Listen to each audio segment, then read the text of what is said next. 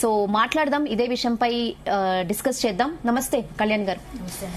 So చూస్తున్నారు కదా, అయితే హేమ విషయంలో మీరు ఎందుకు అంత సీరియస్ గా రియాక్ట్ అయ్యి వీడియో పెట్టారంటే నేను చూసాను వీడియో. సో ఏమైనా పర్టికులర్ రీజన్ ఉందా?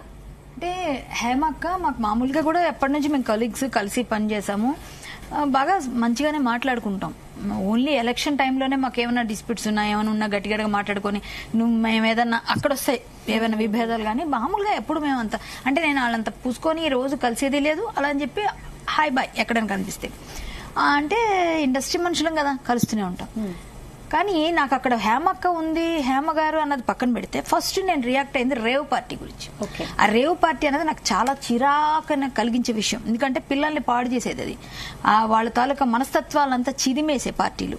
ఇలాంటి పార్టీని ఎంకరేజ్ చేయకూడదు అన్నది నేను ఫస్ట్ నుంచి ఇక్కడ పబ్బుల విషయంలో వాటిలో ఎక్కడైనా నేను సోషల్ యాక్టివిస్ట్ గా ఏదన్నా అవసరం సమాజం పట్ల నాకు కొంచెం బాధ్యత కలిగి ఉన్నాను అని ఫీలే ప్రతిదానిలో స్పందిస్తాను నేను. సో అలాగే నేను కూడా ఆ పార్టీ విషయంలో స్పందిస్తూ తర్వాత హేమ గారు కూడా ఉన్నారనగా నాకు కొంచెం కోపం వచ్చింది. ఎందుకంటే ఆవిడ ప్రతి ఒక్కరికి సమాధానాలు చెప్తూ ప్రతి ఒక్కరికి నేనే కాపాడుతున్నా అన్నట్టు మాట్లాడతారు ప్రతి విషయంలో. కొంచెం నేను చాలా బాధ్యత ఉంది నాకు, ఆ బాధ్యత ఎక్కడికి వెళ్ళిపోయింది, అది నా కోపం.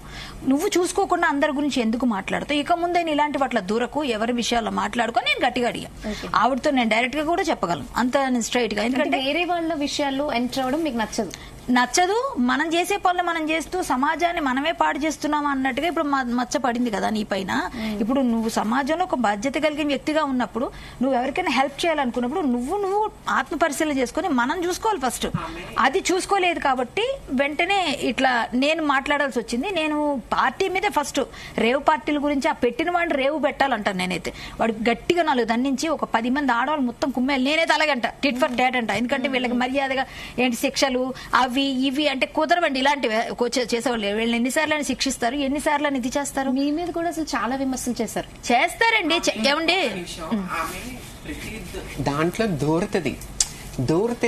దూరచ్చు, మాట్లాడొచ్చు, ప్రతిదానికి స్పందించాలా, కానీ నిజానికి